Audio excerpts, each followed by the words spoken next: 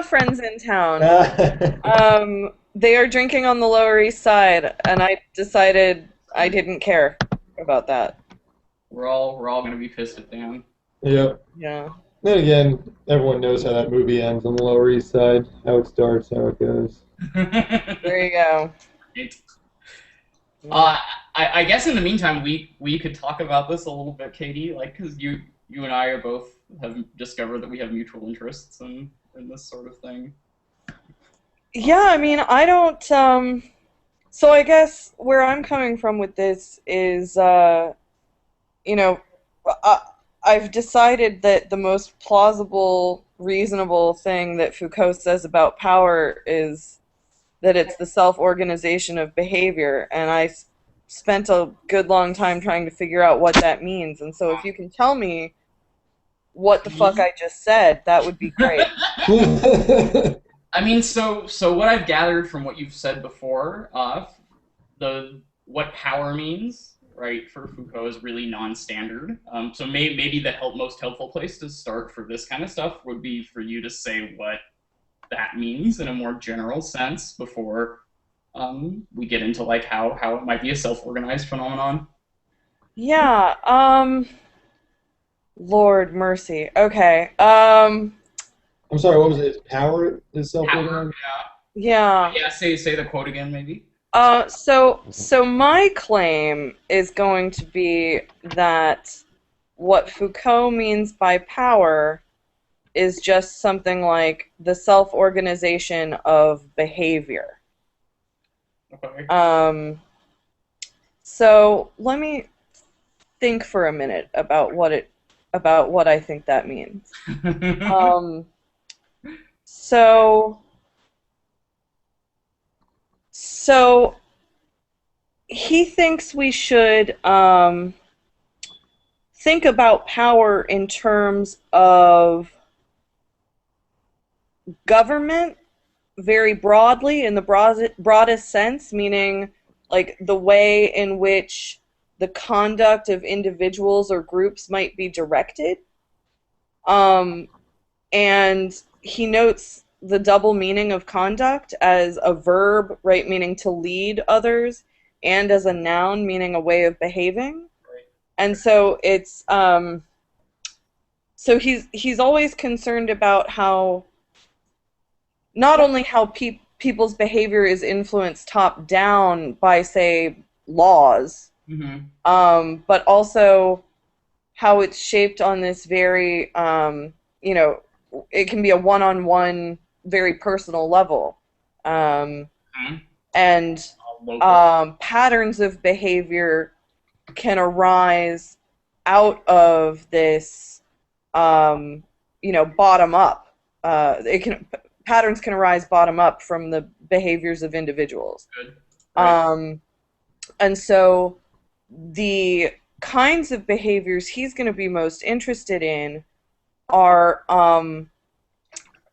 are not the behaviors that are shaped by explicit laws, or even well-known or well-established norms, but those that are implicit and go often unnoticed. So a really good example, I think, Okay. is like Dreyfus's example that he talks about in on the internet.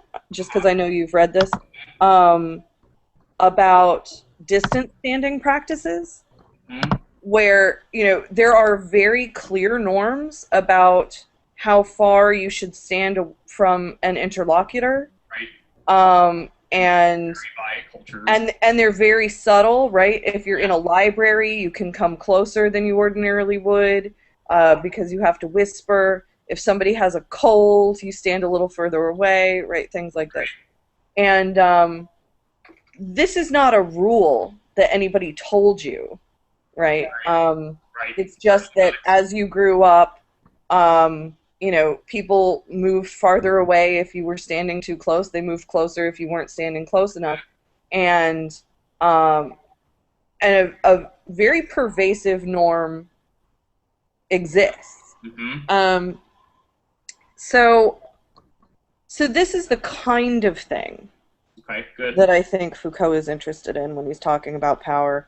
Um, have you seen the TED Talk by I think I posted this a little while ago by Steven Strogatz, the guy who does like nonlinear dynamic stuff at MIT about flocking behavior, in particular the part about that bridge in London. no, no. You remember back in I think it was in 2000 when they built that like crazy awesome bridge across the Thames, I think it was. There was like a flat line.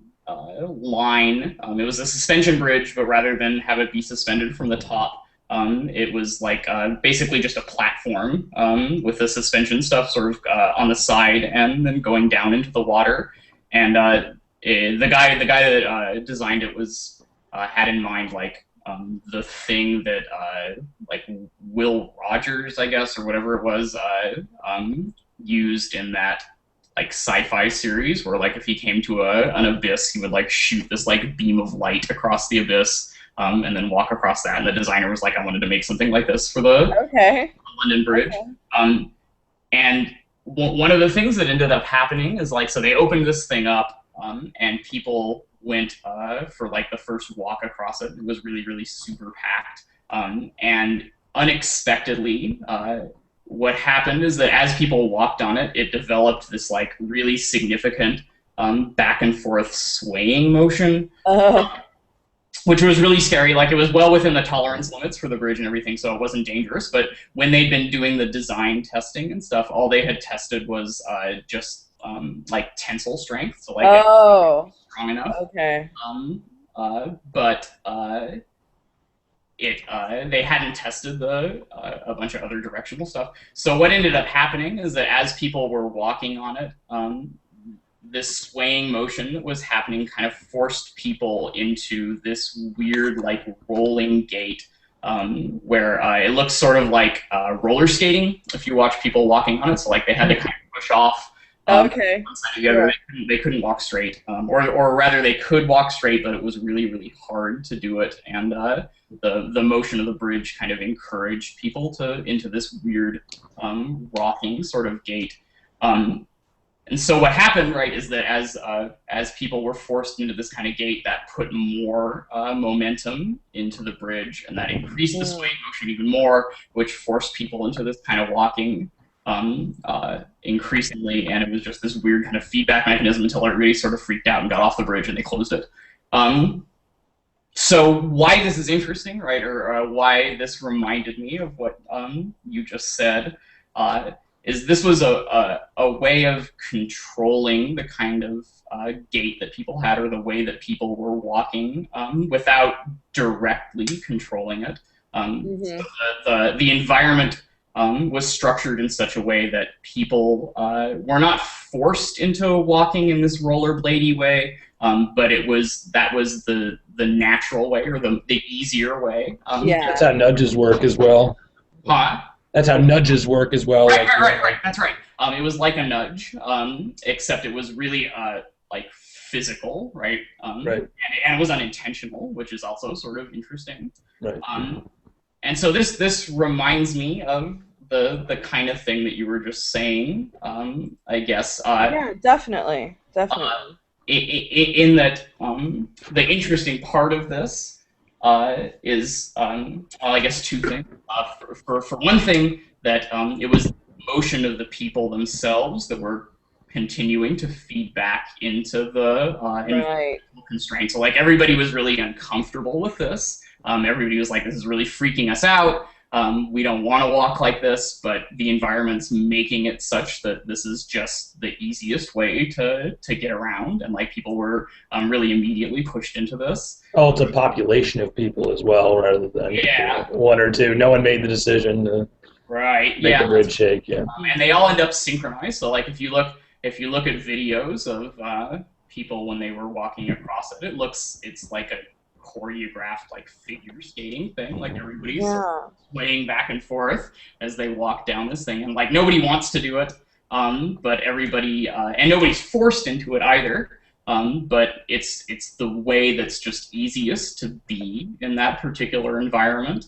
So that seems relevant. That seems like the kind of thing that you're talking about. So like power in the sense that you're describing, right, is the Yeah, this is exactly right.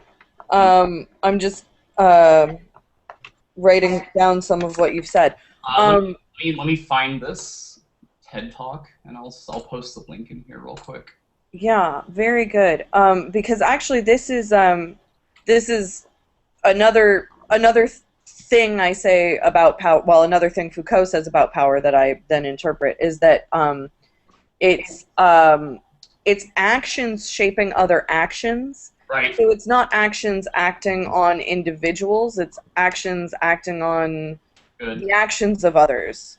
And what I want to say is that it's only an instance of power when those actions figure into a larger system of regularities, right? So your bridge example is exactly right, right? The more that people walk this way, the more momentum the bridge gets, and the more they feel compelled to walk in this way.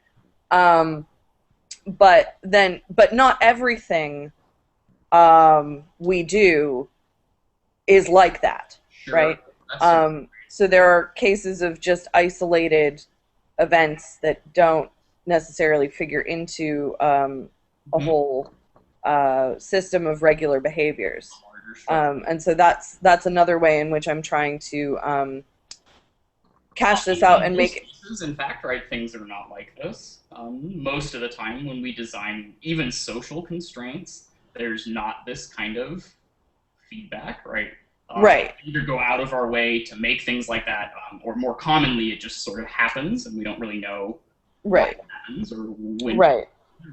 So this is one way in which I'm also trying to lend some plausibility to Foucault, because one thing people say about him is, well, he's just made everything a matter of power, right? And so the term loses any kind of significance if everything is just sort of trivially a matter of power. So that's another motivation on my part for trying to cash this out in terms that pick out a clear subset of relations rather than just everything that people do. So what's he going to say about cases of like standard sort of political power, like the top-down sort of thing? So like if I elect a despotic government, right? I mean, that seems like a kind of power, right? But that's not. Sure, right. It's probably just a subset. Okay. Of power relations generally. Okay. Overt exercises of power don't interest Foucault. When the dictator, says, do this or we'll slaughter you, people have a natural reaction to that, and it's sort of uninteresting. He's much more concerned with the sort of surreptitious, hidden ways in which we influence each other's behaviors and the ways in which it may be dominating and we haven't noticed yet. Right? When an abuse of power is obvious, it's like, why talk about that? Right. Right. It's much easier to remedy, right? Yeah. So one of the interesting things, I guess, is that it seems like I mean, I don't know anything about Foucault, but just based on what you're saying, it seems like you're mostly concerned with cases where it's an abuse that's happening, right, rather than. So it's important to capture the phenomenon first, right? What is it that we're talking about? And then we can sort of, once we know what to look for, then we can ask ourselves, case by case, sort of, am I okay with this? Right? And then, obviously, if the answer is no, okay, so what do I do about it? Right. Right. One of the problems is this is significantly more difficult to design than is the standard sort of top-down political power, right? It's a lot harder to set things up because it's not directly tied to the kind of design that normally we would think is going to influence people's behavior like this. So when this kind of stuff manifests, it tends to be in cases like this bridge, where it's cases of strange environmental manipulation that you wouldn't think would have anything to do with the kind of behavior that ends up resulting. Mm-hmm. And part of that is that one of the things that we don't understand well in general is the interplay between checks or constraints on individual behavior and checks or constraints on social level stuff. Yeah. There's a tendency to think, I mean, just in general, that this stuff is unidirectional, right? That all that's interesting is the top-down kind of stuff. So social systems can constrain the behavior of individuals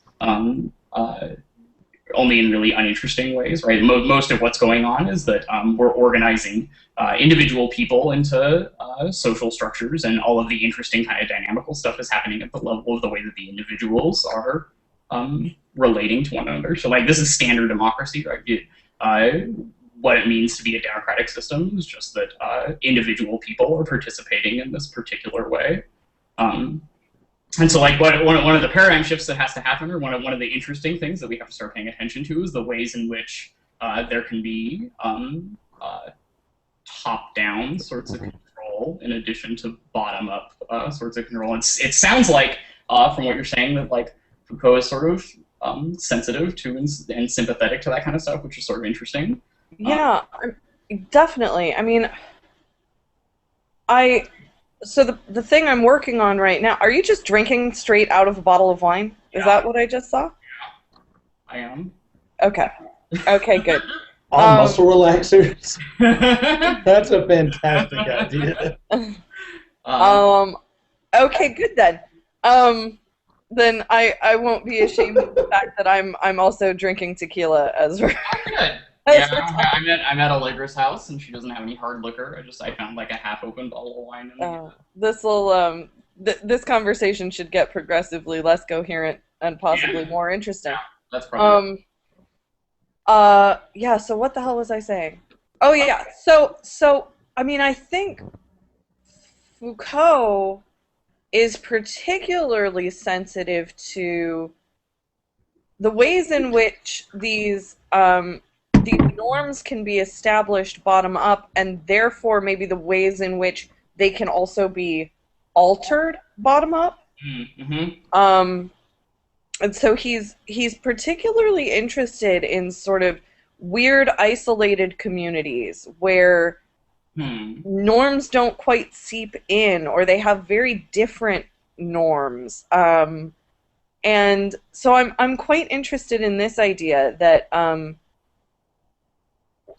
once we're made aware of the ways in which our actions are supporting relations of power that we find distasteful, maybe our own behaviors can then do something to change them.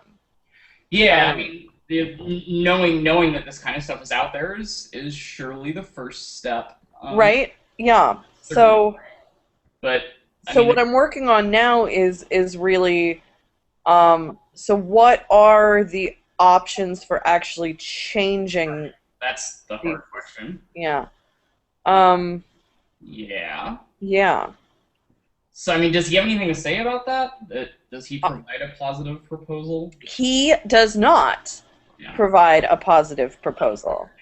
This is why I have a job. Right. Yeah, and I do find it hard to say much that goes beyond mere intuition at this point. Yeah. Sort of everybody does. I don't know. It's I mean, this is in a very new. The fact that this can be treated in any kind of rigorous or robust way is very new. Most of the advances have happened only within like the last 10 or 15 years. I mean, so like you I was telling you when we talked about this the other day that a lot of the older kind of French people had something to say about this, but part of the reason that it never really went anywhere is that the mathematics and the higher level kind of conceptual stuff wasn't really there to support the intuition stuff. So like I know Latour talks fairly substantially about this stuff. Excuse me, also, but part of why it never really got traction with anything that he said is that really all they can do is talk metaphorically and talk about this in a really literary way. And so like suddenly now we've got mathematics that are capable of dealing with this, or at least the beginning of the mathematics that are capable of dealing with the kind of interlevel stuff, which is really, I think, what the key to saying something comprehensible about this is. So you have like a very technical mathematical apparatus that you can use to, what I understand is modeling, say the behavior of populations or something, or economic impact and things like that. But then you have, when you're asking the question of, what should we resist and how, you're asking a normative question about what we should do, right? And so there are people that make those decisions, Right. And it seems that for someone like Foucault, who just sees power everywhere, it's like some form of top-down power is just going to reassert itself in the class of people that make the decisions, right? And those are the people who have access to this kind of mathematical representation of all the power relations in the world that someone wants corrected, right? Right. But that needs to be indexed to some kind of perspective that is still somehow making a decision, and it's not.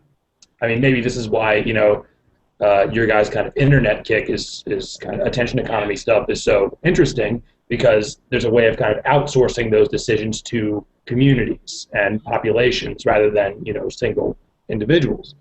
But yeah, so anyway, I mean, like I was asking Dan about this summer about,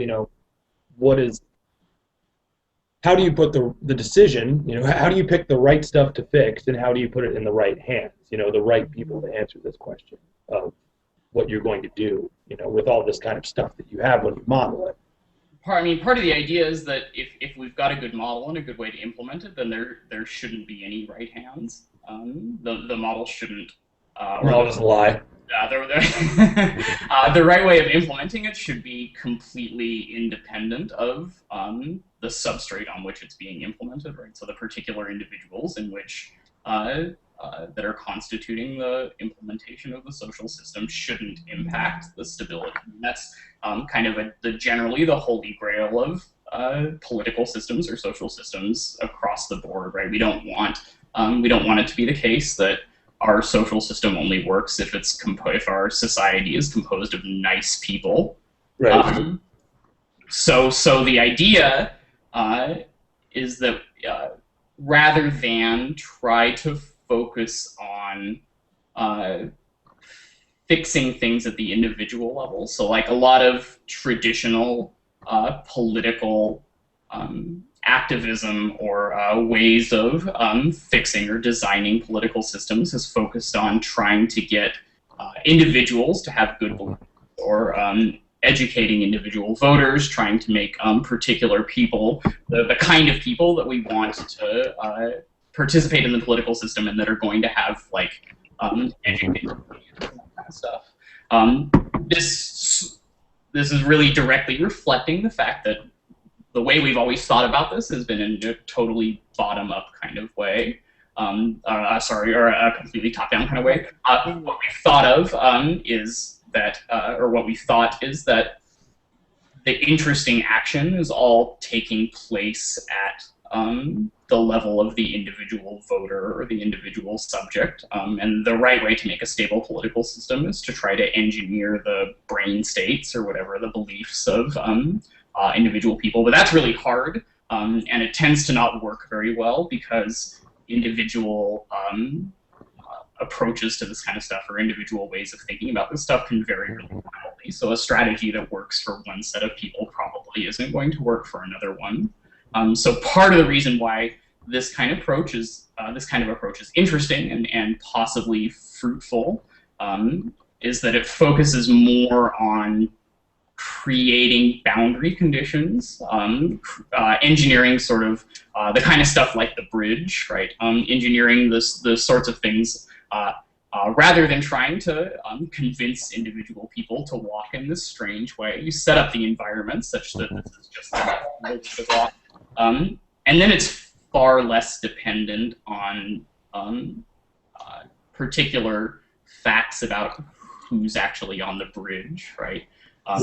So this is hard in a very different way because it requires us to understand something about how there's an interplay between what's going on in the environment and what's going on with the individuals, and how environmental constraints will impose themselves sort of on individual actions. So the right way to think about this, I think, and what I've been suggesting is that we should think about the project as setting up boundary conditions, setting up not things that necessarily push and pull on the constituents of the system, on the individual agents that make up whatever it is that's going on, but things that set boundaries or checks on sets of possible behaviors in which they can engage. And so this is going to be far less precise than the business of engineering individual beliefs or individual political participation, but it also opens up the possibility that we can maybe get results that are really substantive without actually knowing too much about what it is that we're doing. We don't have to know the details of the individual. Right. So these are, they're like kind of half-blind engineering projects. Yeah. They're completely open-ended. That's right. So, but let me sort of go to the flip side of that. Let me probe this bridge metaphor for a minute.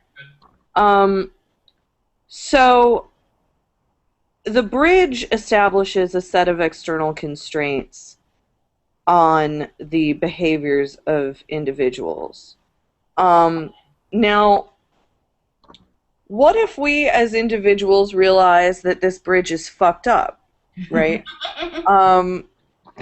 So now, from your explanation, as I understood it, the strange walking that seemed more natural actually made the problem worse. Is that right? Yeah, right. If fed back into things. So, if this were brought to the attention of enough individuals on the bridge, right?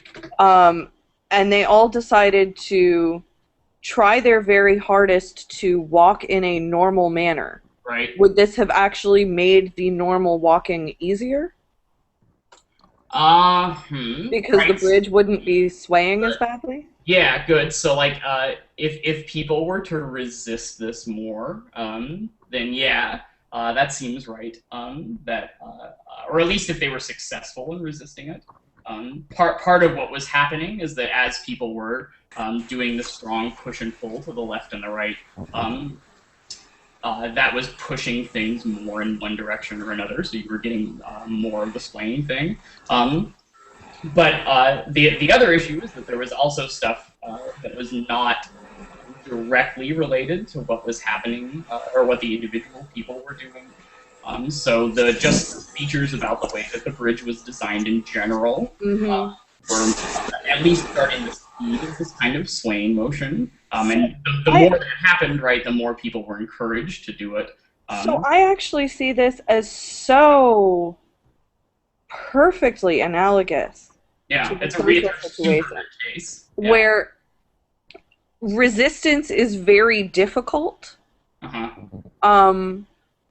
But if everyone is sort of, if we could get everyone to realize what was actually going on, what the constraints really were, if everyone were resisting together, it might make it just easy enough to be possible, whereas any one person trying to resist is going to get pulled to the to one side of the bridge or the other. They're going to fall over, basically, right?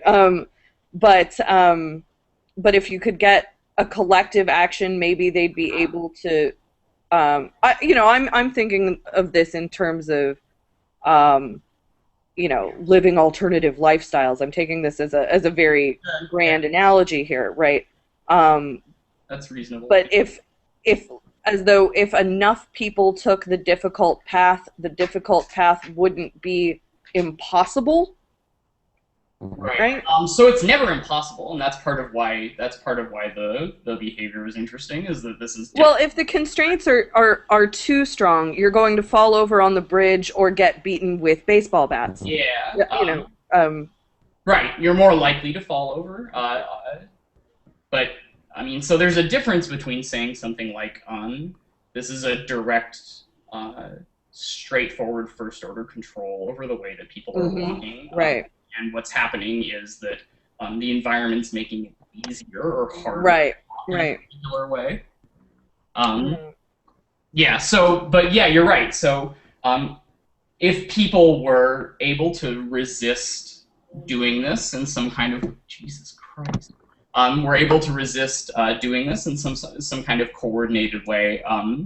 That's going to decrease the pressure, right, on people to behave in this particular way. So part of the problem, though, is that in order to get that kind of coordinated behavior, you need some way to transmit information among lots of the members of the group. Yes, exactly. And part of what's going on in this sort of case is that the channel that's set up that provides for information transfer is specifically designed, even though it wasn't specifically designed to do this. Like nobody made it this way.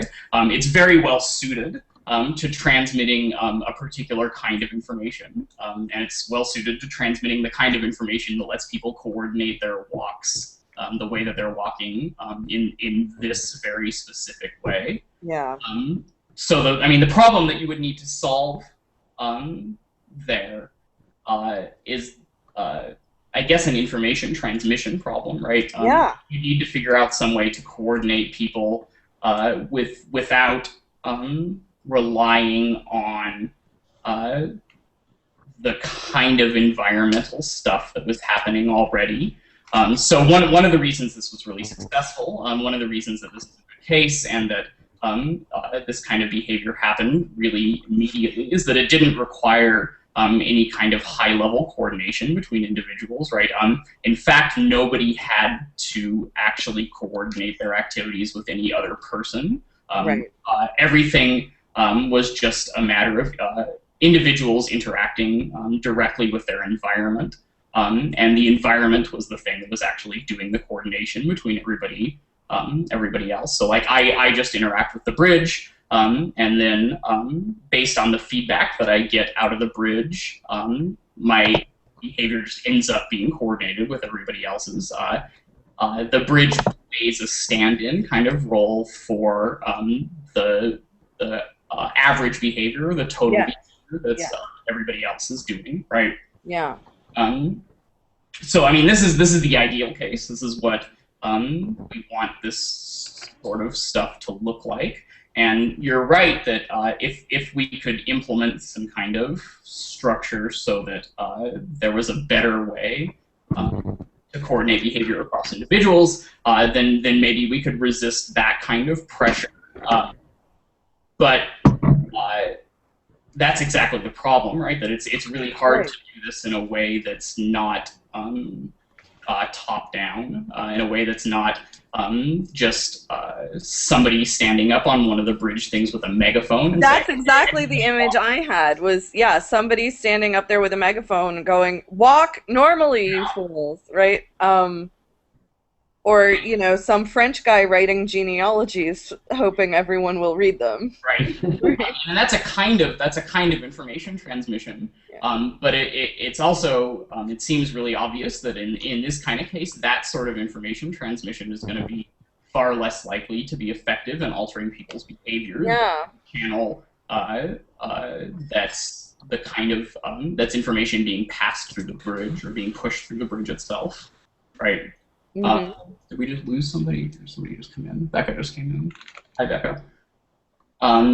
Maybe. So part of what we want to look at, or part of what's important to take into account here is that not all channels for passing the same information are going to be created equal. Yep.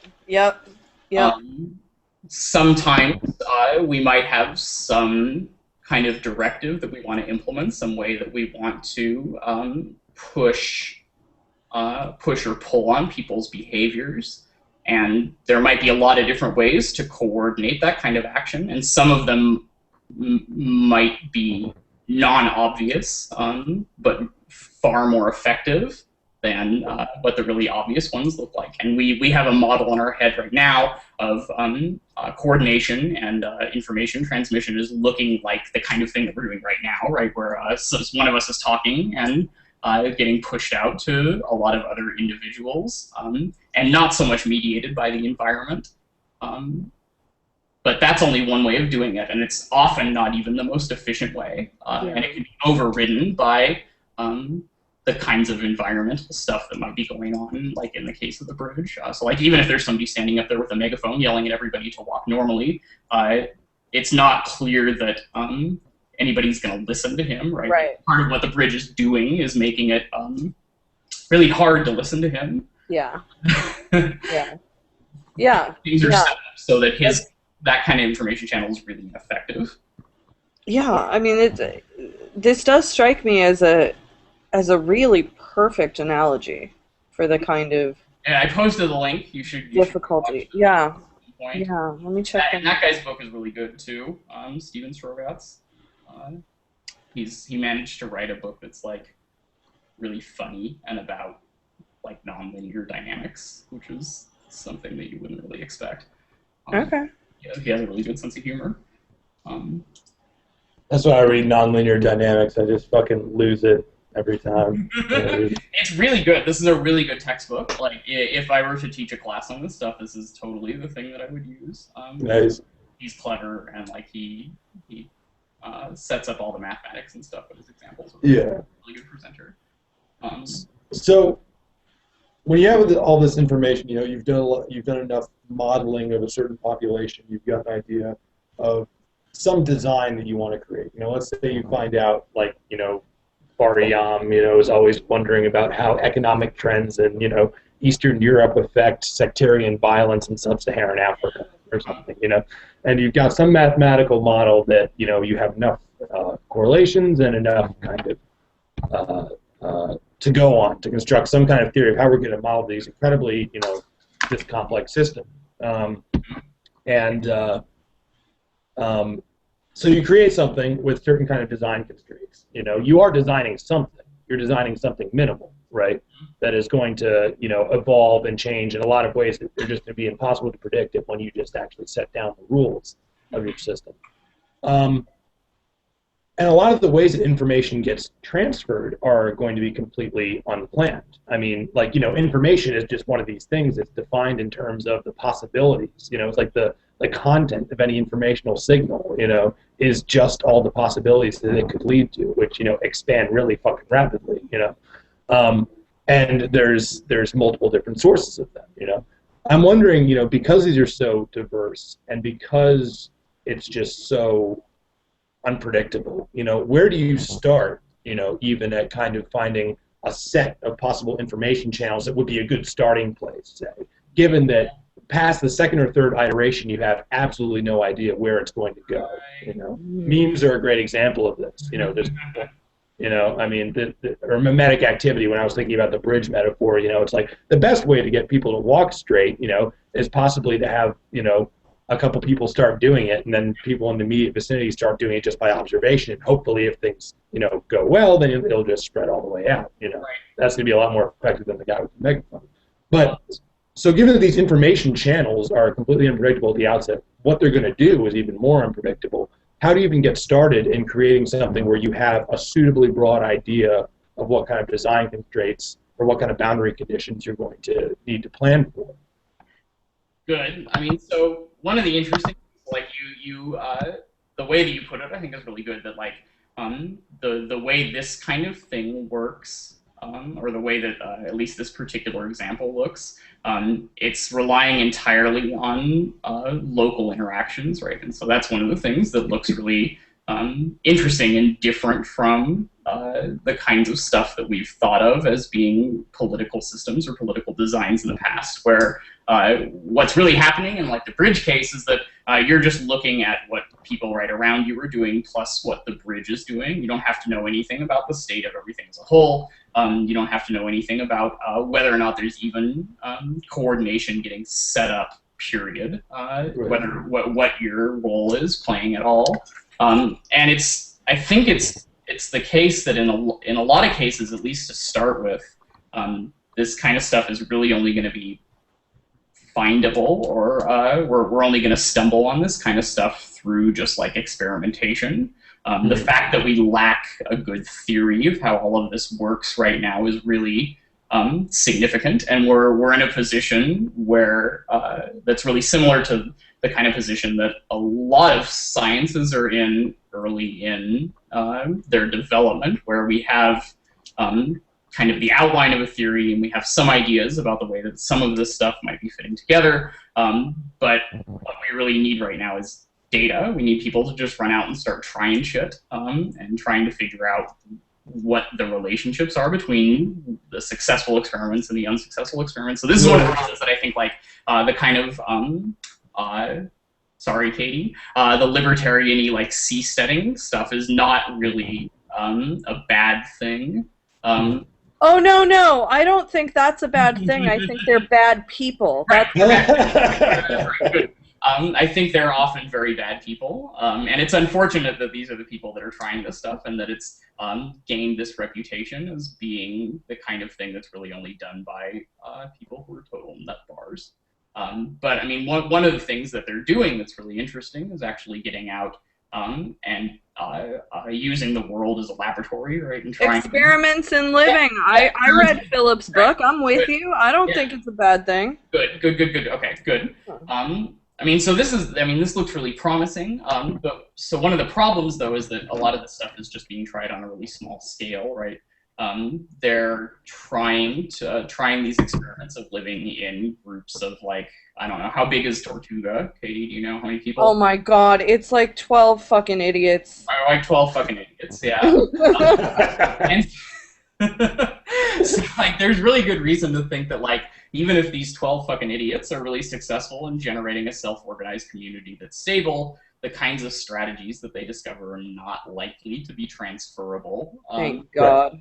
To large-scale stuff. One of the things that characterizes this sort of stuff. Right. So maybe to put a finer point on my question is, like, what's nice about the bridge analogy is that you do have a pretty closed system to analyze, you know, and you're just saying, well, it doesn't really matter, you know, what's going on in a certain other part of the world. We're just worried about, you know, the supports, you know, what the people are doing, you know, and then we have this nice little system of analysis. Very complex, minute interactions might be going on there, but at least we know what we're analyzing. With a lot of this other stuff, and this is probably just, you know, I mean, I think you're right, this is empirical stuff. You're going to find out what works at certain levels of analysis. Yeah. But it seems to me that at some places, when you do want to ask those very big questions about what do we do, about the connection between economic factors and sectarian violence, you know, you're going to have to pick a reference class, you know, of a system that's appropriate to analyze, right? And that seems to be something that is not driven by your data. It's driven by your theoretical stipulations at the outset. You know, maybe I'm wrong. That just seems, there's a very a priori point. You know, it's like I don't necessarily know how these things actually work. Yeah, but it does. That's part of the problem. Yeah, it seems that, you know, it's one of these things that you just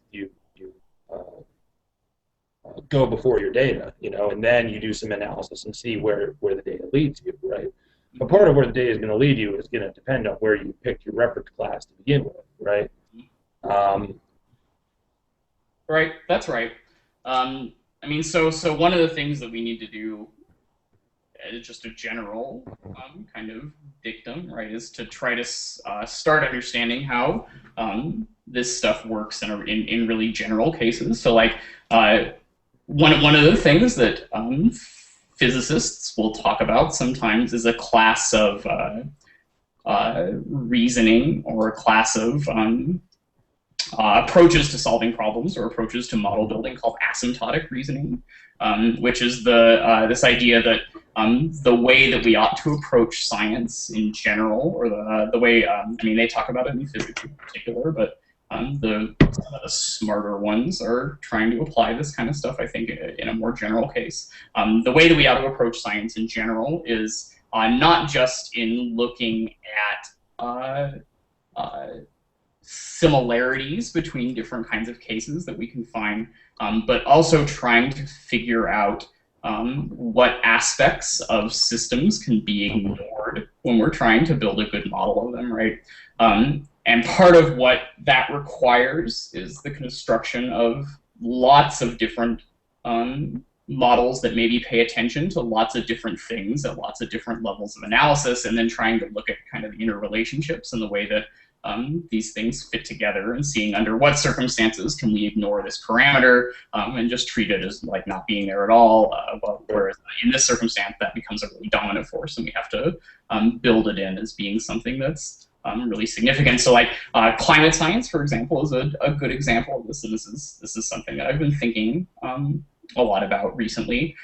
So climate science, one of the things that's interesting about the way that this is practiced is that in contrast to a lot of the science developments throughout history, there hasn't been much of a convergence toward one or two kind of best models that the community tends to take as representative of the systems of interest. So like if you look at the history of something like thermodynamics or biology, you see like starting out with this big field, like plethora of lots of different ways of looking at it, lots of different ways of modeling the system, and then as people understand more, stuff starts to drop out, and you kind of converge toward a couple of models that everybody agrees are just sort of the best approach. Although we're still in Gaia hypothesis territory, yeah, right? I mean, right, that's right. I mean, and the fact that this is still taken seriously is really interesting, and that people who actually know stuff about math think this has something legitimate to offer. Yeah. But I mean, even within the mainstream, like leaving out like Gaia stuff, what you see is like this total explosion of lots of different models that are developed for really specialized purposes, and that everybody recognizes aren't perfect or even close to representing the system as a whole, but which are really specialized tools that are tuned to just capture either like a couple of different features or the interrelationship between like 2 or 3 different features.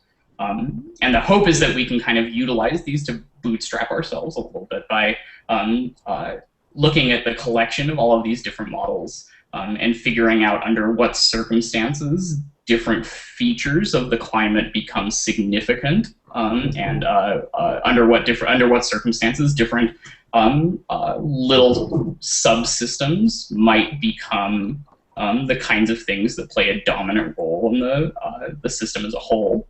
And then we can use that to sort of build up a larger class of holistic models that say something like, well, in this circumstance, here's the kind of model that you should use because this is the one that's taking these different factors as variables that are actually going to not be built into it, right? Or the other ones we can just parameterize because these are the ones that we think in this circumstance are not all that relevant.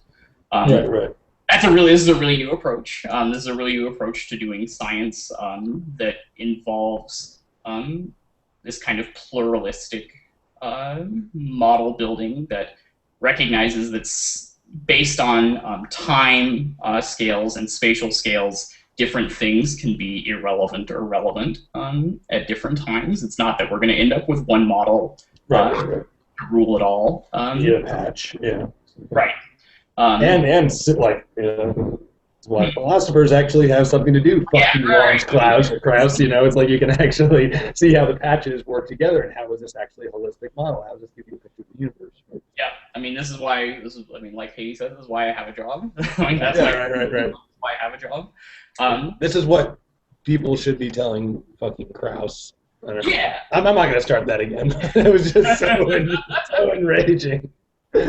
Yeah, I mean, that's right. I mean, and physicists are kind of often the worst offenders here because they're the ones that are most used to the progress of science looking like convergence on a single Right. way of looking at or modeling a system.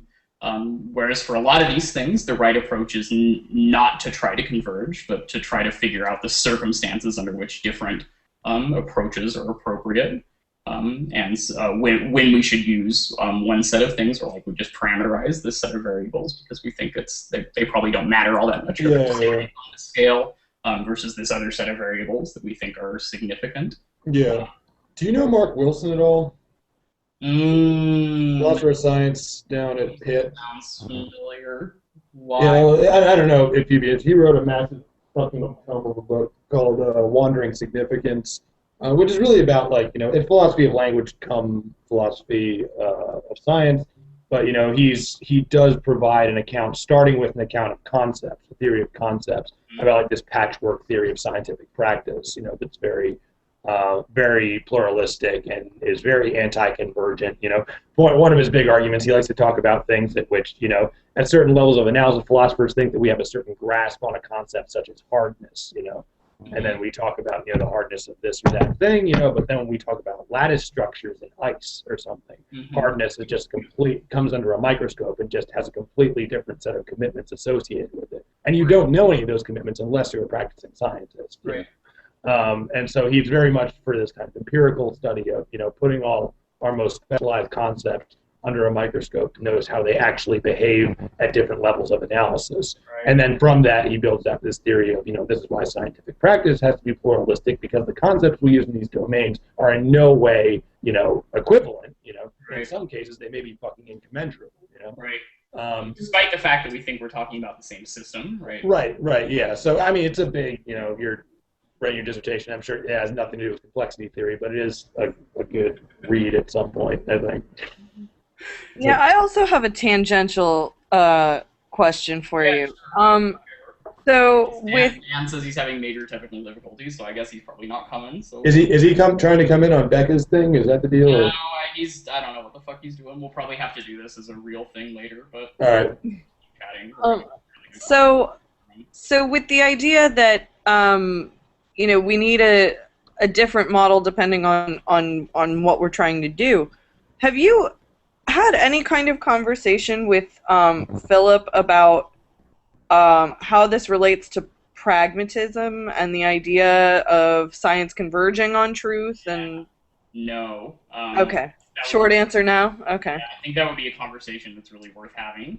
And it's been floating around in my head since I took that Dewey class with him 2 years ago or whatever, that probably a fruitful paper to be written about how this kind of systems theoretic approach to science is the natural inheritor of the kinds of concerns that people like Dewey had about the progress of science as a whole and about like all the perspectival stuff. I mean, it might be the natural discussion to fall out of that, but it also might just also nuke it. How so? Like it might blow up that tradition. What do you mean? Well, the idea of having a single truth to be discovered by the scientific process sort of goes out the window. Right. But so like the pragmatists don't think that. Right? They don't think that's a thing. Depends which one you're sure. talking about, I guess. I don't know anything about anybody but Dewey. Like, I know a little bit about Dewey. I don't know anything about anybody else. Peirce. Peirce is a convergent kind of guy. Yeah, Peirce is a convergent kind of guy. That's right. Yeah. I mean, in a lot of cases, that's right. And, like, the convergent stuff works really well. And I think one of the things that really bears emphasizing and having these kinds of conversations in general is that this isn't to the extent that this kind of complexity theory stuff is a paradigm shift, it's not a paradigm shift that ought to be taken to displace the stuff that's happened or the rest of what's going on in a lot of the other areas of science. This ought to be supplementary. Convergence makes a lot of sense in a lot of different areas that are not structured in the way that these particular new areas of science that are more derivative on networky kind of stuff are structured. Yeah, it just really interestingly complicates something like a Peircean notion of truth, where, you know, Peirce really does think there's capital T truth, Does he? and yeah, and what it is whatever science converges on at the end of science. An infinite scientific inquiry converges on whatever an infinite scientific inquiry would tell you is capital T truth. Mm-hmm. Well, And- there's an asymptotic relation to it. Exactly. Like we're getting closer and closer and closer, never quite get there, right? But, Yeah. And So that assumes that there's something to approach, right?